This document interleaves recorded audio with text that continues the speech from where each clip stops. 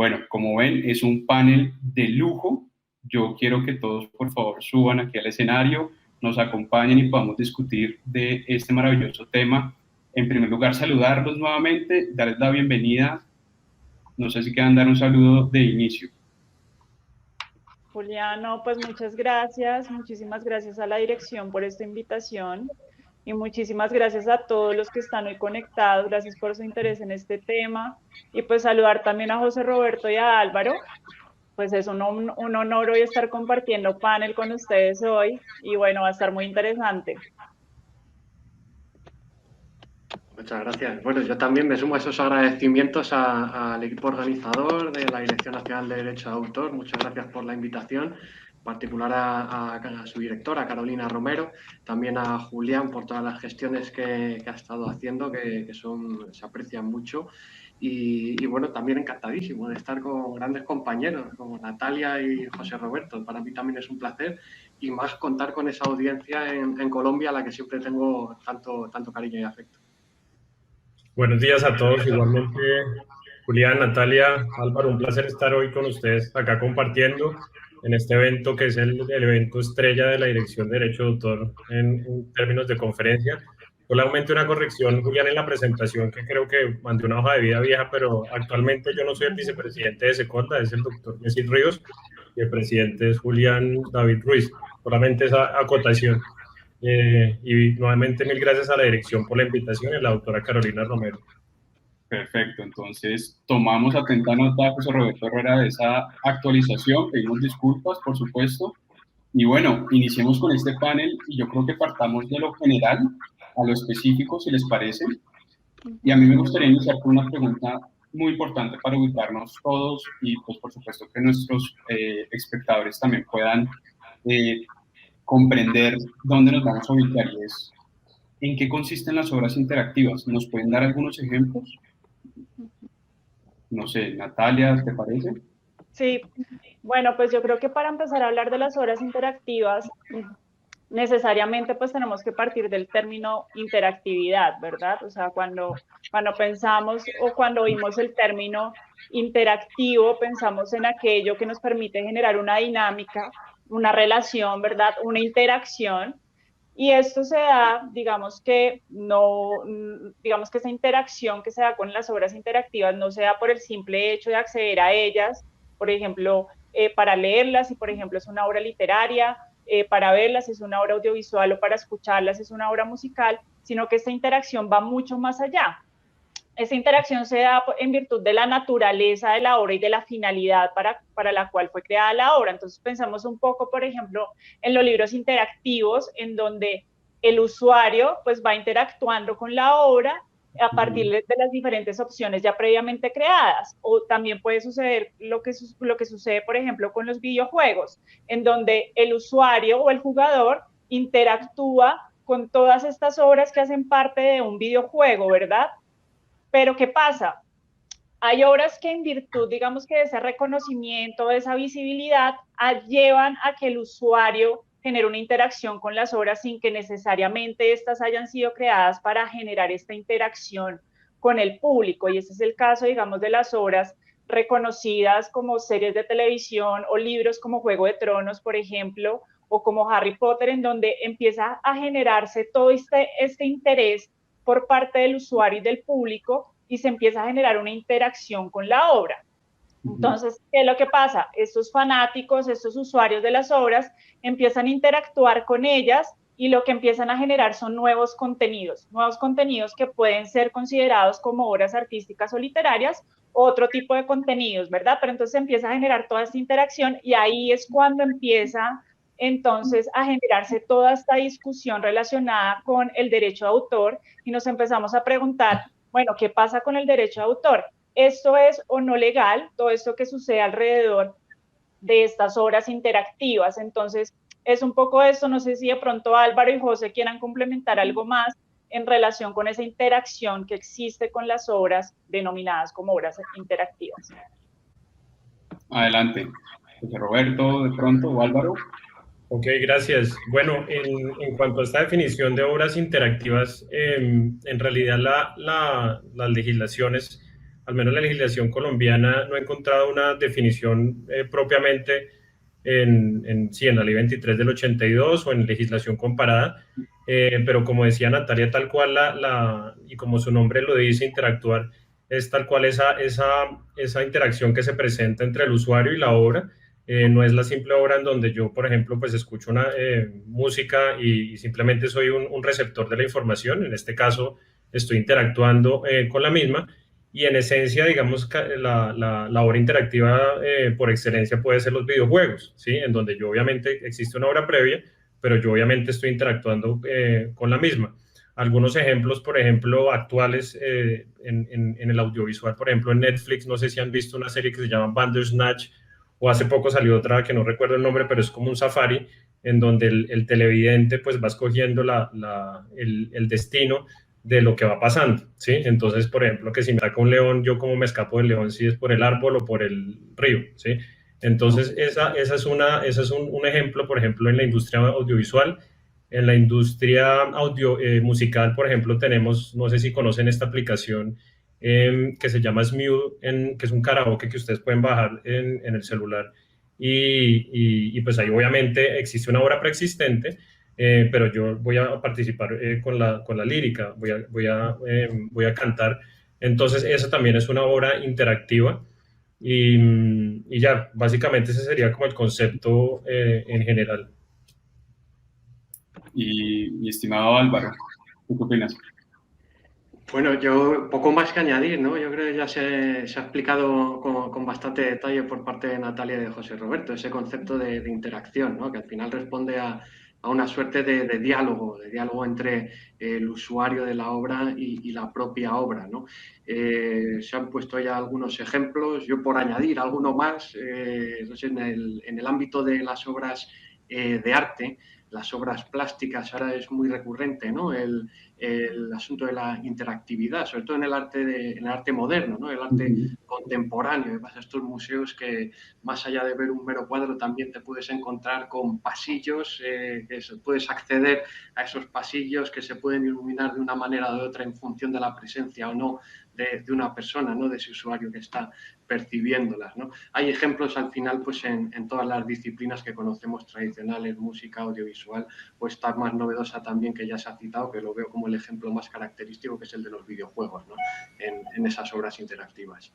Perfecto. Me parece estupendo el aporte de cada uno de ustedes. Simplemente yo creo que podría arriesgarme a resumir y justamente establecer ese punto de partida. Las obras, por los comentarios que ustedes acaban de hacer, básicamente una obra interactiva presenta de alguna medida, en mayor o menor grado, un relacionamiento del creador de la obra con ese usuario final o con ese consumidor o fanático al cual va a acceder a su obra.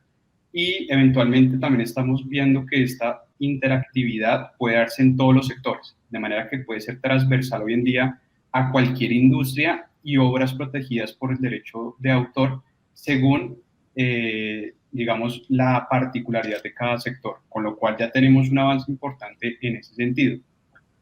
Yo quisiera también abordar, ya no justamente hablando de ese fanático, centrarnos un poco en esta gente, y es uno de los fenómenos de especial interés para el derecho de autor, y esto por supuesto mencionaba también Natalia, es la participación de los fans, consumidores o usuarios en las obras interactivas, ¿cierto? ¿De qué se trata dicha participación e interacción? ¿Cuál es ese relacionamiento de manera específica para ya luego hablar de cuáles serían las situaciones dentro del derecho de autor? Pero, ¿de qué se trata dicha participación e interacción? No sé, Álvaro, ¿te gustaría iniciar a ti?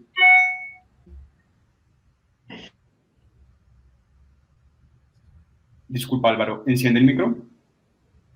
Ahora, sí. Decía, digo, la interacción, pues bueno, hay un debate ahora muy presente en torno a si el usuario pues está realizando algún tipo de actividad creativa, ¿no? A la hora de interactuar con las obras de esta tipología. Eso por un lado, ¿no? Lo que es la interacción al momento de disfrutarlas, de jugar, de interactuar con ellas, de consumirlas. Pero luego también hay otra faceta para mí de interacción con lo que es el creador de las obras, que muchas veces no necesariamente tiene que darse en el marco de obras interactivas, pero sí que está relacionada con esa interactividad que hay, ¿no?, entre el autor y el consumidor. Pues lo has citado el fenómeno fan. Yo cuando escucho la palabra fan, más allá de esa interacción de cuando ya está la obra creada, también me gustaría traer a colación ese carácter previo, ¿no?, el proceso creativo. Por ejemplo, ahora está muy de moda, hay algunas plataformas que se dedican a poner en contacto a consumidores o futuros consumidores con los autores de un determinado proyecto, plataformas de micromecenazgo, ¿no? Autores que buscan financiación simplemente a través de pequeñas aportaciones de esos fans, y muchas veces a cambio de las aportaciones que ofrecen los fans, pues para retribuirles de alguna manera se les permite participar en el proceso creativo de alguna manera.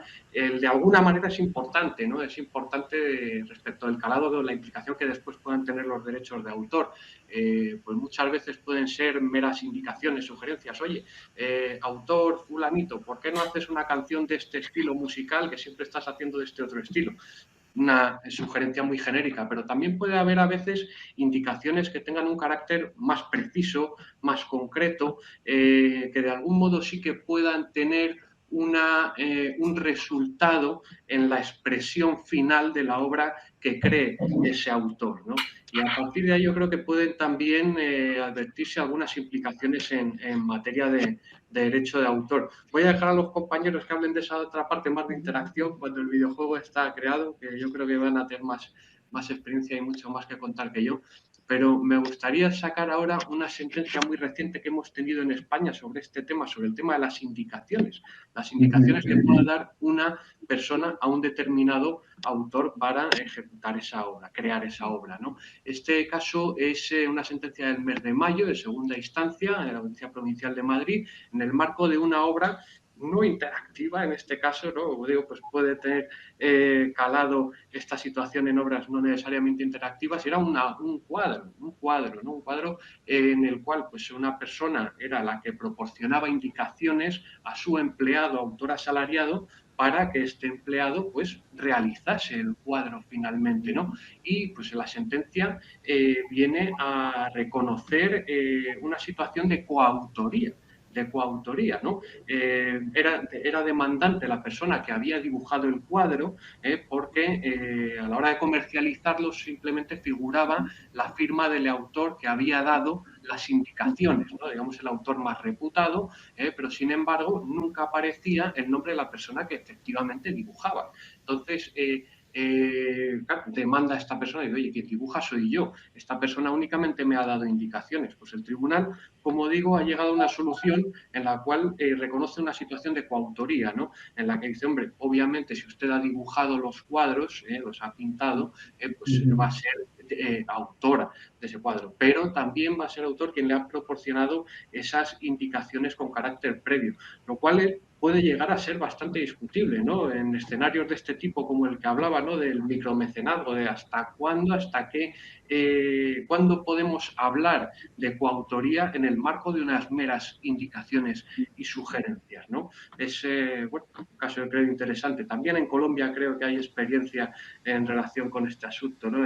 Gabriel García Márquez también en una obra no interactiva, con un libro, es el relato de un náufrago que muchos conoceréis, era un náufrago pues que narraba lo que le ocurrió en un naufragio que sufrió un marinero, y Gabriel García Márquez lo que hizo fue reescribir esa historia, elaboró el texto, lo que sería la obra literaria, y el marinero le reclamaba derechos de autor por ese texto porque él había sido quien le había contado la historia.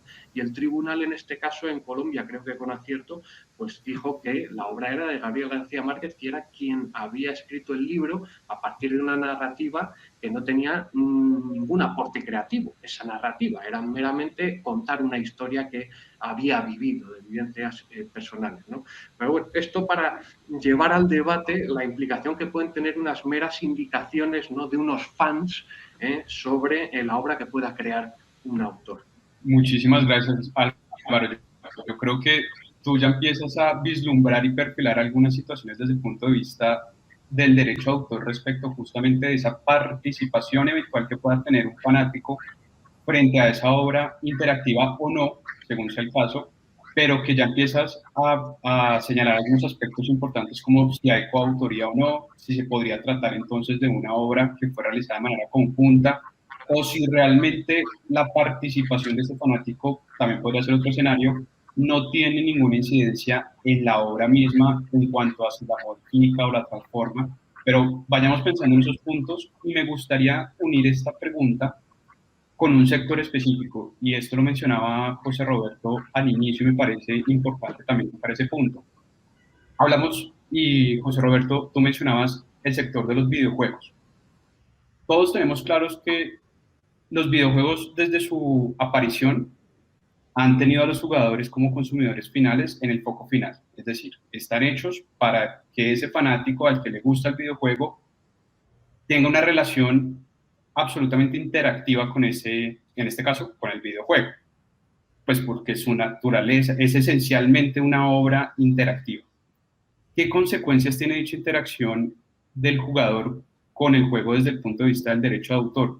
Es más, un jugador por el solo hecho, de jugar, ¿sustenta algún derecho? Pensando, por supuesto, en videojuegos como los que tenemos hoy en día, que son casi que una puerta abierta para que el usuario, el jugador, el gamer, pueda desarrollar unas posibilidades infinitas respecto de cómo va, digamos, desarrollando su personaje en esa historia del videojuego. ¿Existe algún tipo de implicación desde el punto de vista del derecho de autor en esos escenarios? Gracias, Julián. Sí, pues esto tiene muchas aristas, como decimos los abogados, en esta respuesta, porque, bueno, quisiera empezar desde lo general. Normalmente cuando ustedes juegan un videojuego, tienen un software, existe una cosa que se llama EULA en inglés, End User License Agreement. Normalmente en estas licencias, cuando uno consumidor pues adquiere ese producto, los derechos de propiedad intelectual pues son de esa empresa que produjo ese software, ese videojuego, y pues es muy difícil que uno alegue eventualmente un derecho de autor, ¿sí? Esa es como la regla general, pero digamos, cuando existe eventualmente una creación por un usuario, los eventos en que normalmente yo no tendría que pedir autorización sería si existe una excepción, ¿sí? Acá por lo menos en Colombia lo que tenemos para ese evento como tal es lo que se llama, pues una excepción que posiblemente se puede aplicar es la parodia, ¿sí? Pero exige ciertos requisitos. No es obviamente una excepción tan amplia, pero para estos contenidos generados por usuarios, quisiera hacer una cuña de ACIPI y darle los respectivos créditos al doctor Aldo Módica y al doctor Pablo Solines, doctor Módica de Paraguay y doctor Pablo Solines de Ecuador. Ellos son el doctor Módica es el presidente del Comité de Derecho de Entretenimiento de ACIPI. Y el doctor Solines es el secretario, pero ellos hicieron un trabajo muy bueno en donde estudian los 17 países de Iberoamérica, estudiando este tema en la industria digital. Y la conclusión de estos 17 países es que no existe por lo menos una excepción propiamente en esto donde diga los usuarios no tienen que pedir autorización para crear contenido. Y el único país donde se identificó una excepción al derecho de autor frente a este tema sobre contenido generado por usuarios, o en inglés UGC, User Generated Content, lo digo para que puedan consultar, es en Canadá. En Canadá sí existe una disposición expresa, una excepción sobre este tema donde los usuarios pueden llegar y no pedir la autorización en ciertos casos, que se aplica mucho en videojuegos, obviamente con ciertos condicionamientos, como es que no exista ánimo de lucro en esos usuarios, porque si existe ánimo de lucro, pues obviamente ya no tendría mucho sentido esa excepción, ¿sí? Pero entonces, puntualmente en la industria de videojuegos, ¿qué ha pasado? Y contestando ya, pues propiamente la pregunta en videojuegos, existen plataformas como Twitch, por ejemplo. Twitch es una plataforma o el mismo YouTube donde muchos de los usuarios transmiten videojuegos sobre, por ejemplo, la forma en que ellos, en cómo se pasa un nivel. Por ejemplo, si yo no puedo pasar X nivel, pues en Twitch puedo de pronto mirar o en YouTube un video donde, pero también pueden generarse contenido y en videojuegos lo que pasaba al principio, la tendencia era que los grandes publishers como Electronic Arts, como Nintendo, atacaban ese tipo de infracciones porque llegaban y decían, no, pues obviamente esto es un derecho de comunicación al público que yo tengo, de una puesta a disposición, porque un usuario está poniendo mi contenido acá, y esto no puede ser. Entonces se generaron algunos casos principalmente en Estados Unidos, pero la tendencia últimamente es admitir ciertas de estos usos sin autorización, porque incluso los publishers o las grandes editoras de videojuegos, esto mismo les está dando publicidad, ¿sí? Entonces, esto les colabora mucho a ellos en últimas, pero también obviamente uno sí ve actuaciones que son realmente infractoras de usuarios, y por eso es muy importante distinguir a veces entre usuarios los que son los fans o los usuarios ya más profesionales que sí existe un ánimo de lucro. Claro. Y un último punto ahí que quisiera para cerrar la idea es que pues en cuanto a plataformas que yo recomendaría, que quería como nombrar en esto de los videojuegos, hay una que se llama Roblox, que para los amantes de los videojuegos existe ya la tecnología como que ha facilitado también cierto tipo de apertura para estos desarrolladores independientes, para que no se presente tanto este problema de los derechos de autor y puedan generar contenido basado en contenido previo. Obviamente hay más detalles, pero quería como dar como todo ese panorama. Ok, José Roberto, tú tocas unos elementos bastante importantes y a mí me gustaría hacer una brevísima diferenciación, por supuesto, digamos, sujeto a no malinterpretar lo que acabas de mencionar, y por supuesto también darle la palabra a Natalia y Álvaro, y es, ok, a grosso modo podríamos entender, por el mero hecho de jugar, quizás en principio, si bien es interactivo un videojuego, no otorgaría per se un derecho al jugador, por el mero hecho de jugar. No obstante, tú señalas que pueden existir pues otros casos y otros escenarios donde los jugadores se valen de plataformas para crear contenidos. Ahí está la diferencia. Una cosa es el mero hecho de jugar el videojuego, y otro hecho que sería consumir, digamos, la obra como tal, como videojuego, pero otro hecho distinto es cuando yo ya, a través de ese consumo, valiéndome la interactividad y el uso de plataformas de terceros, como tú lo mencionabas, Twitch, Facebook Gaming o el mismo YouTube, yo creo contenido como jugador frente a distintas, digamos, intereses que yo tenga frente a ese juego, bien sea para explicarle a la comunidad de gamers cómo se pasa ese nivel, o qué secreto hay escondido acá, o qué variante tiene este jugador o este rol. En ese segundo escenario, donde eventualmente ya se crea un contenido por parte del jugador, ¿qué implicaciones tendría entonces el uso de los videojuegos frente a estas plataformas? Tú lo mencionabas un poco, y es que algunas empresas de videojuegos han, digamos, permitido esos usos, entendiendo que se basan en una obra originaria, si lo podemos llamar de esa manera, que será el videojuego, pero frente a esa creación de contenidos en plataformas de terceros, que además, valga notar, muchas veces esos jugadores monetizan esos nuevos contenidos. ¿Qué implicaciones tiene eso desde el punto de vista del derecho de autor? Natalia o Álvaro, ¿ustedes qué opinan? Pues yo creo que la discusión no solamente es importante frente al tema de los videojuegos, sino en general respecto de, bueno, a lo que hablaba yo al principio, y estas obras que tienen esta visibilidad y que tienen alrededor de ellas este grupo de fanáticos, esta comunidad de fanáticos, donde se empieza a interactuar con las obras, ¿verdad? Y se empieza a generar una serie de contenidos a partir de estas, ¿sí? O sea, se empieza a generar obras derivadas a partir de estas obras originarias. Entonces, claro, uno empieza a pensar, bueno, aquí, pues, ¿qué implicaciones puede llegar a tener? Pues, porque obviamente, pues, por un lado están los derechos del titular, ¿verdad? Que, pues, como todos sabemos, digamos que frente a nuestro régimen, pues, tiene unos derechos patrimoniales, y en virtud de esos derechos patrimoniales, pues, le corresponde a él autorizar o prohibir cualquier tipo de utilización. Entonces, ya cuando se empieza a generar todo esto alrededor de la obra, pues la respuesta sería, pues se debe obtener la autorización por parte del titular, ¿verdad? Porque si yo, por ejemplo, estoy haciendo unas modificaciones al software a través del cual funciona el videojuego, pues efectivamente estaré ante una obra derivada y requeriré esta autorización previa y expresa por parte del titular. Lo mismo sucede por parte de este otro tipo de obras de diferente naturaleza, puede ser una obra literaria o puede ser una obra audiovisual, en donde se empiezan a generar también todo este tipo de contenidos, en donde necesariamente se debería obtener la autorización previa expresa por parte del titular.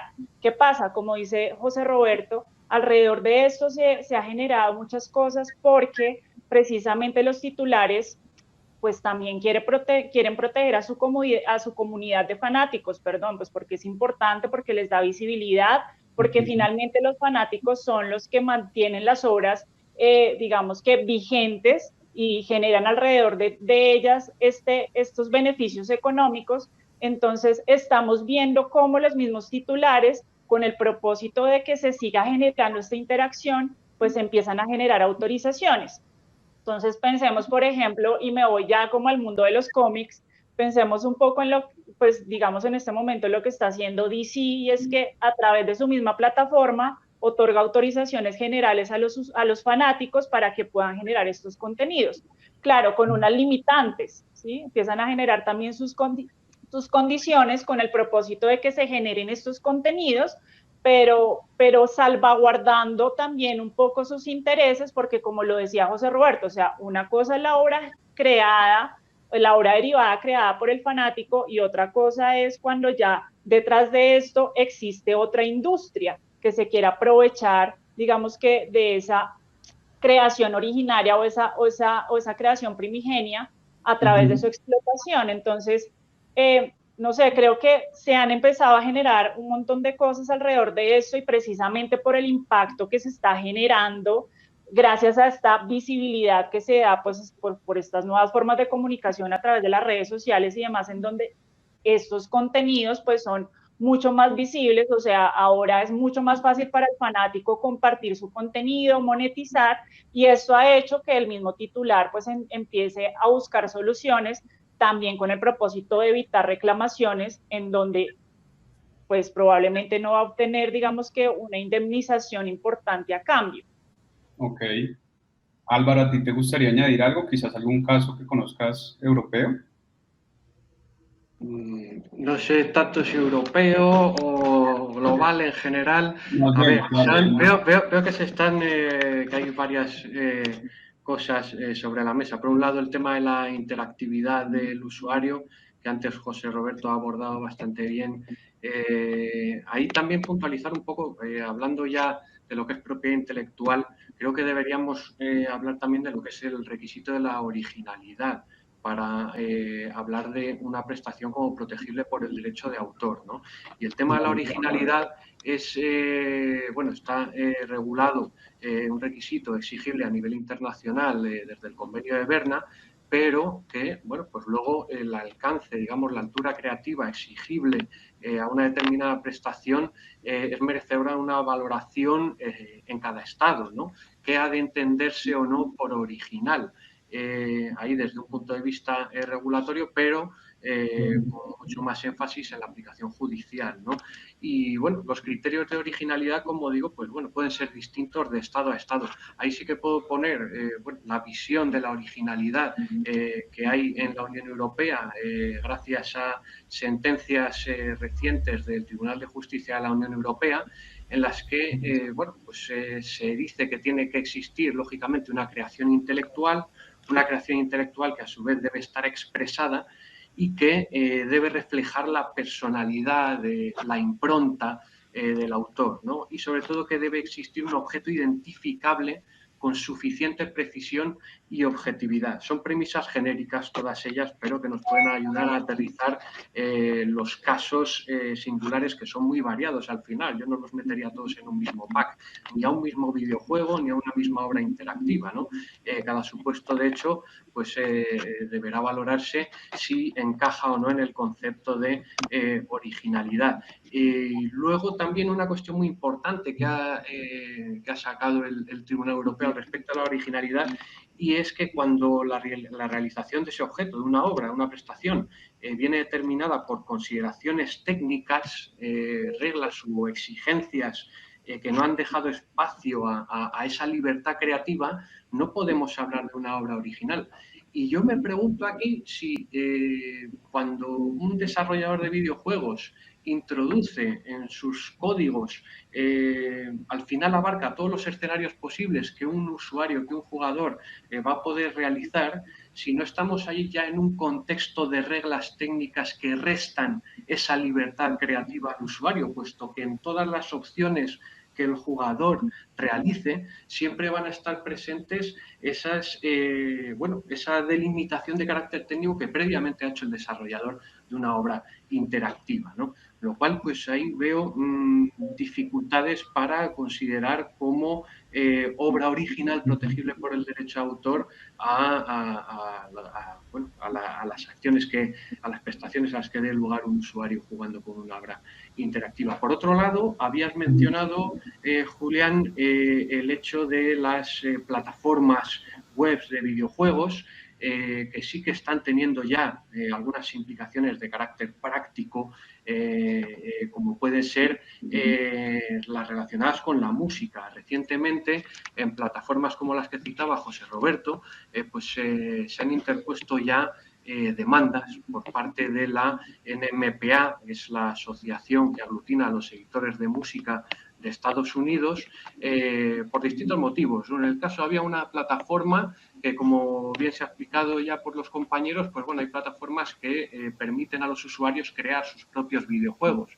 Además de crear esos videojuegos, también se les permite desde las plataformas sincronizar obras musicales en esos videojuegos que crean esos usuarios. Pero estás permitiendo sincronizar una música, además, a cambio de un precio que el usuario paga por esa música para la sincronización en su videojuego, sin que la plataforma tenga derechos de ningún tipo sobre esa música que está comercializando. Lo cual ahí yo, por ejemplo, veo palmaria, una infracción de derechos, y entiendo que se le dará la razón a la NMPA en ese litigio que se ha iniciado, ¿no? Y luego, por otro lado, otro tipo de plataformas que no son las que dan esas herramientas para la creación de videojuegos, pero que sí que son como un ecosistema de distintos jugadores virtuales, ¿no? Cada uno en su casa, todos a través de Internet, en el marco de una determinada plataforma, en las cuales, pues bueno, también la gente está escuchando música. Todo aquel que accede a esa plataforma está escuchando música, ya digo, no es el supuesto de venderla, pero sí de escuchar, pues como de la misma manera que nos metemos a cualquier plataforma de contenidos generados por usuarios, ¿no? Como YouTube, como Facebook, en fin, tantas y tantas plataformas, que ahí ya entraría en juego pues los conocidos como puertos seguros, ¿no? Pero yo tengo serias dudas de que puedan tener encaje en el concepto de puerto seguro este tipo de plataformas cuando promueven activamente la gestión de esos contenidos, incluidos la música. La Unión Europea, ya con la directiva de 2019-790, pues ya se despejan mucho esas dudas, ¿no? Y se dice que existe un acto de comunicación pública por parte de la plataforma que debe estar sometido a licencia, ¿no? Pero son ejemplos de cosas que están ocurriendo ya con la utilización de estas plataformas y las obras interactivas que hay dentro de esas plataformas, ¿no? Perfecto, Álvaro, muchísimas gracias. Yo quiero abordar, después de una pregunta que va a ser del público, que nos la está haciendo Fabrizio Modica Barreiro, que es relacionada con el sector, pues con el tema de videojuegos, y luego pasamos a hablar un poquito sobre, otra vez, los fanáticos, que me interesa tocar un punto esencial frente a las obras interactivas. Pero la pregunta que nos hace Fabrizio es la siguiente. ¿Qué opinan del posible reconocimiento de derechos conexos, ojo, a favor del usuario o jugador asimilable a la del artista, intérprete o ejecutante por la interpretación del videojuego? Por ejemplo, en la comunicación pública a través de plataformas digitales, de un extracto de baile de un jugador ejecutando a través de un videojuego, o los mejores goles de los partidos de fútbol de videojuegos realizados por los jugadores Es decir, ¿podríamos hablar de derechos conexos atribuibles al jugador, al gamer? ¿Ustedes qué opinan? ¿Quién se animó? ¿Quiere hablar alguno de los compañeros? Yo ahí tengo una visión que, por supuesto, es que puede Ajá. haber múltiples visiones, pero, a ver, la definición de artista, intérprete, ejecutante tiene un carácter bastante amplio, al menos en el plano internacional. Lo que son los tratados OMPI, o puede ser el TOIEF, o puede ser el Tratado de Beijing. Al final se habla, hay una muletilla final de interpretar en cualquier forma una obra. Ahora bien, bueno, el aterrizaje en las normas locales de ese articulado de tratados internacionales, pues responde un poco también a lo mismo que estaba comentando hace un rato sobre la aplicabilidad local de la originalidad. Pues aquí es un poco lo mismo, ¿no? Habría que acudir a el ordenamiento de cada estado para verificar el alcance de los derechos de un artista, intérprete, ejecutante o meramente pues el encaje de una actividad, la que fuese, en la definición de artista, intérprete, ejecutante. Como digo, en primer lugar, base local. Después, yo a priori lo veo complicado. Veo complicado el encaje de un jugador de videojuegos pueda ser considerado como artista-intérprete. Es cierto que no se le requiere al artista ese criterio de originalidad en su prestación, como sí ocurre en el ámbito autoral, pero ello no quiere decir que ese en cualquier forma sea lo suficientemente amplio como para abarcar cualquier tipo de ejecución, ¿no?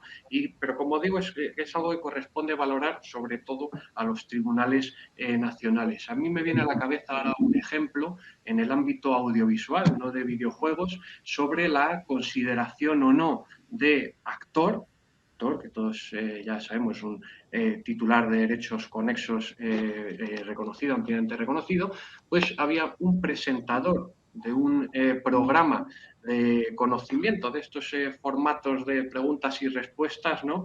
Pues el presentador de este programa solicitaba derechos en calidad de actor, esgrimiendo entre sus argumentos que, bueno, que él no era un científico sabio, no era la típica persona que respondía diciendo, no, usted se ha equivocado en esta respuesta porque el diccionario de la Real Academia dice que es de esta manera y tal. Dice, bueno, yo es que no soy un científico, yo estoy haciendo un papel de persona que supuestamente sabe de todo, ¿no? Y el tribunal en segunda instancia sí que determinó que no tenía las condiciones suficientes para ser considerado como titular de derechos conexos. Decía que debía existir cierta singularidad, es decir, no se trae a colación ese criterio de originalidad, pero sí que debe existir cierta singularidad, diferenciación en esa actividad de ejecución de una obra. Entonces, a mí el hecho de dotar de derechos exclusivos a un jugador de tal manera que ningún otro jugador pueda realizar las mismas jugadas que un usuario, bueno, lo veo un tanto discutible, ¿no? Pero veo como argumento previo pues el que exista una cierta singularidad en la ejecución de la obra, ¿no? Pero también vuelvo a lo que he dicho al principio, es una visión personal sobre la que seguro pues habrá otros compañeros que puedan tener otras percepciones distintas. No, maravilloso, muy enriquecedor esa perspectiva que nos das y, digamos, esos elementos a tener en consideración, tanto desde el punto de vista del autor frente a la originalidad, como eventualmente a definir, realmente interpretar esa prestación cuando hablamos de derechos conexos, si realmente podría tener la altura, si, por llamarlo de alguna manera, que se le da a estos artistas, intérpretes y ejecutantes. Igual es muy valioso también el aporte. Creo que José Roberto, ¿querías participar? Sí, voy a tratar de ser corto por el tema de que tenías otras preguntas, pero en cuanto a la de Aldo Fabricio, sí, pues es una pregunta muy novedosa y yo creo que, pues como siempre, un poco la respuesta sí sería también otra vez como en palabras de abogado depende, porque sí dependería obviamente del caso concreto del papel de ese artista, intérprete, ejecutante en el videojuego, ¿sí?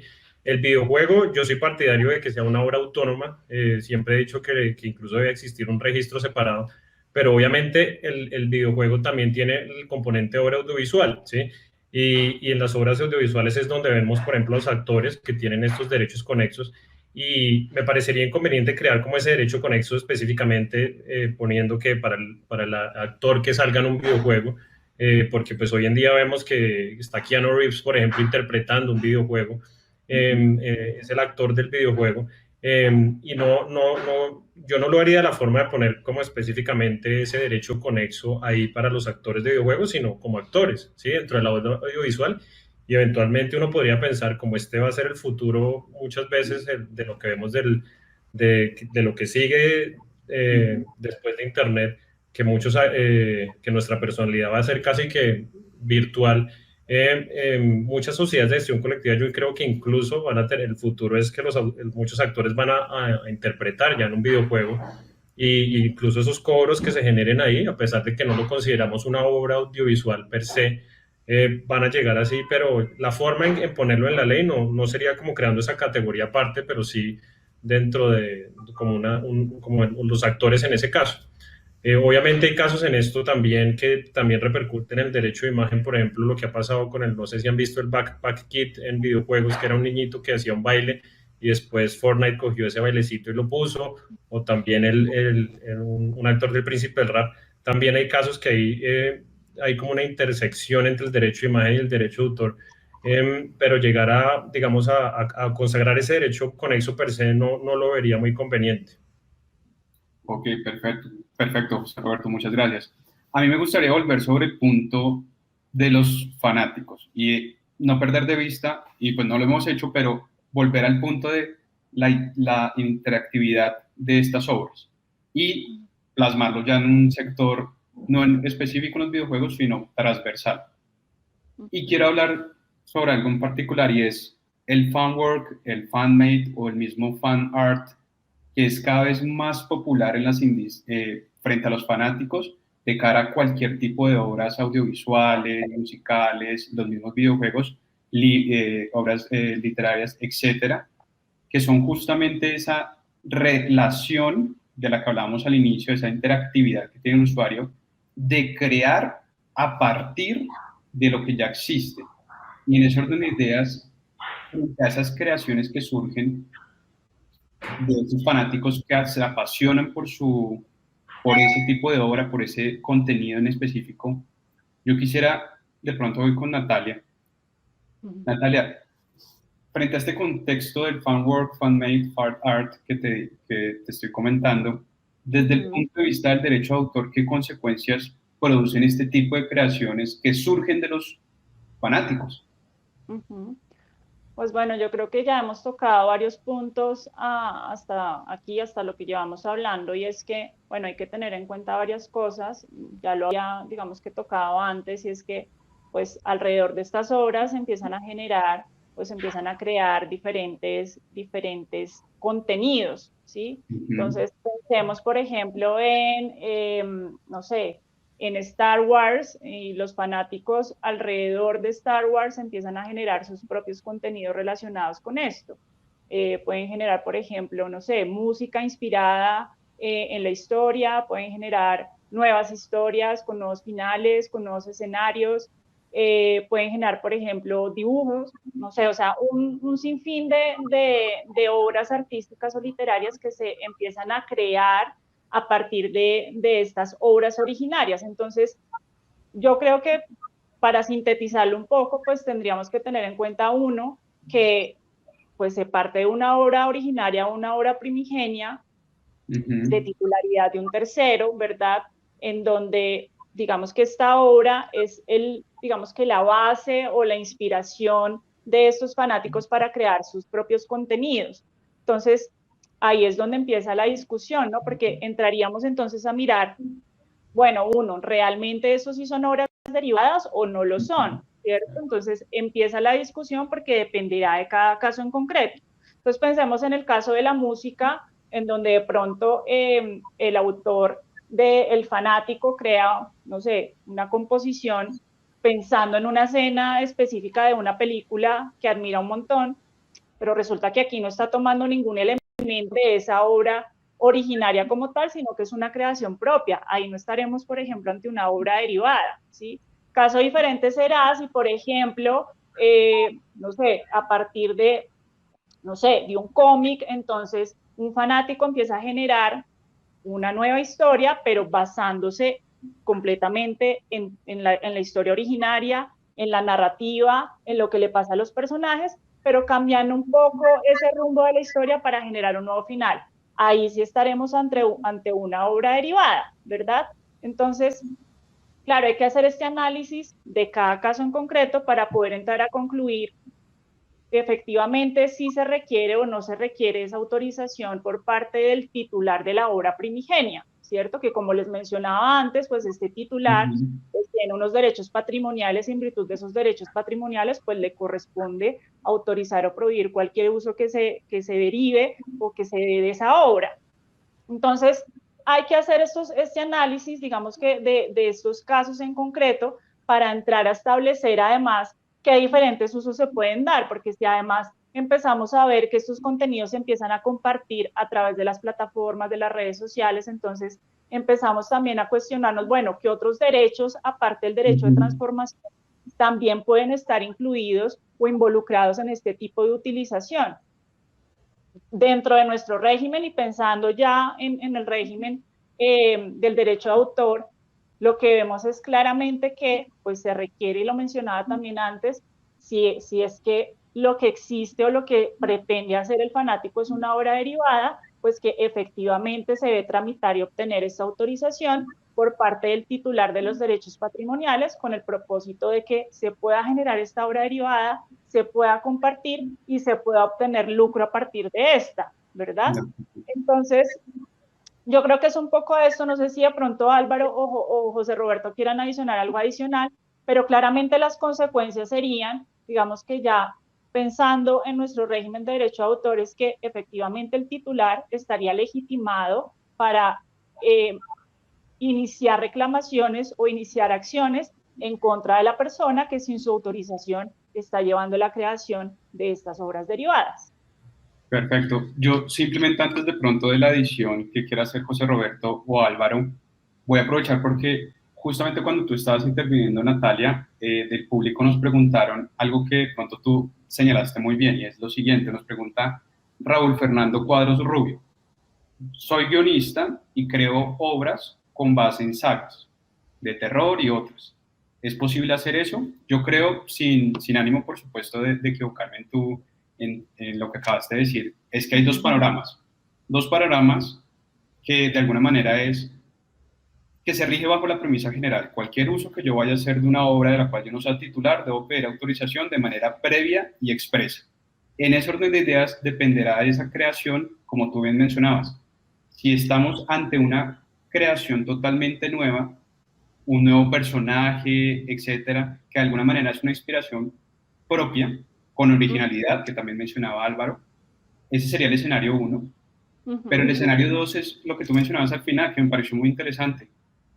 Cuando se trata de una transformación, y ese es el derecho patrimonial de transformación, en principio, en virtud del cual yo sí necesariamente tendría que pedir autorización porque allí ya no estoy creando algo a partir de mi fanatismo o mi especial interés a esa serie o a esa historia o a esa obra, sino que estoy realizando una transformación que implicará pues una adaptación, compilación, traducción, lo que sea.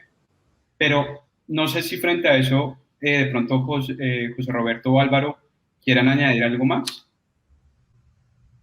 Sí, y contestando un poco la pregunta que hacían, a mí me parece muy relevante el tema de lo que les comentaba. La conclusión general de ese estudio de los contenidos generados por usuario era que lo ideal, en el mundo ideal, o lo que me parece sensato proponer, no como decir como que tengamos un fair use o unos usos justos en Colombia tal cual como existe en Estados Unidos o en los sistemas de derecho continental, sí se podría pensar en una excepción de contenidos generados por usuarios con fines, pues sin ánimo de lucro, y siempre y cuando obviamente no se afecte la normal explotación de la obra. Obviamente verificar cuándo no se afecta la normal explotación de la obra, pues es algo que el juez tiene que entrar a mirar en un eventual caso, pero a mí, digamos, eso me parecería como la postura más sensata o en el mundo ideal frente a estos eventos, porque tal cual como tenemos la legislación hoy en día y bajo el caso que comentaba él, si él no está en el evento de la parodia, estaría infringiendo, ¿sí?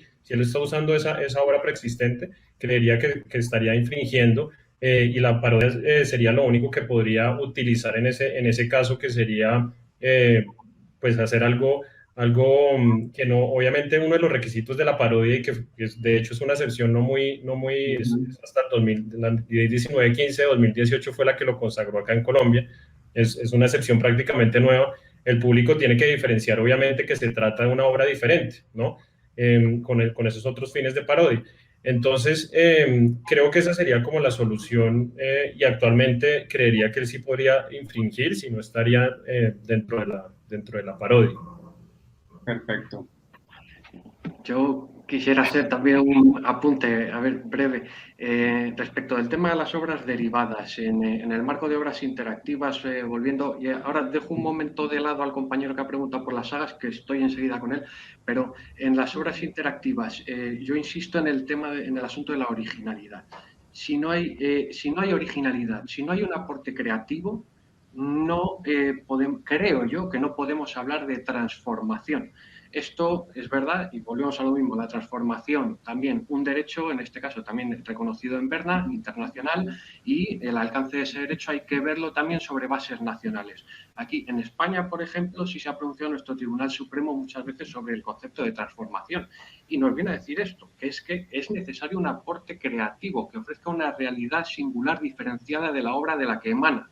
¿Vale? Si no existe ese aporte creativo, no estamos alcanzando la esfera del derecho de transformación, nos estamos quedando en la mera reproducción. En cualquiera de los dos casos es necesaria la autorización. O sea, si ya estemos en reproducción o estemos en transformación.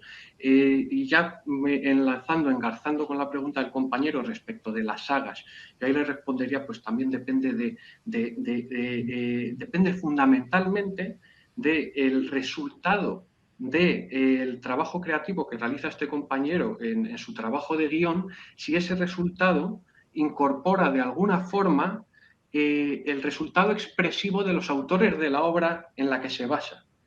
Solamente en el caso de que no quede rastro de la impronta personal, de esa creación intelectual de las obras preexistentes en las que se basa, solo en ese caso no sería necesario solicitar autorización al titular de los derechos. Ahora bien, mientras esté presente ese rastro, esa impronta de los autores de la obra originaria, para ese caso va a ser necesaria contar con la autorización del titular del derecho, a no ser que estemos en un supuesto, como comentaba José Roberto, de límites y excepciones, casos en los cuales no es necesario pedir ese permiso. Era simplemente esas matizaciones. No, maravilloso. Bueno, yo lamentablemente tengo que despedir ya el panel. Nos quedamos cortos de tiempo. Yo sé que este tema es apasionante. La audiencia estaba muy expectante también. Hemos tenido muy buenos comentarios. Yo simplemente quiero agradecerles, por supuesto, a Natalia, a José Roberto y Álvaro por su disposición, por su entrega, por el estudio de este tema tan juicioso y, por supuesto, no tener ninguna consideración para la invitación y responder estas preguntas y compartir con nosotros en el marco de la Feria del Libro de Bogotá.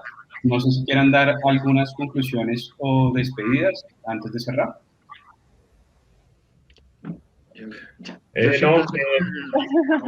Todos al mismo tiempo. Lo único era una cuña, recordando este tema, pueden consultarlo, el tema de ACIP y esa publicación que les comenté. En Spotify pueden consultar en ACIP Podcast y pueden ver el trabajo de Fabricio Modica y Pablo Solines, como el tema central, es un tema de 20 minutos.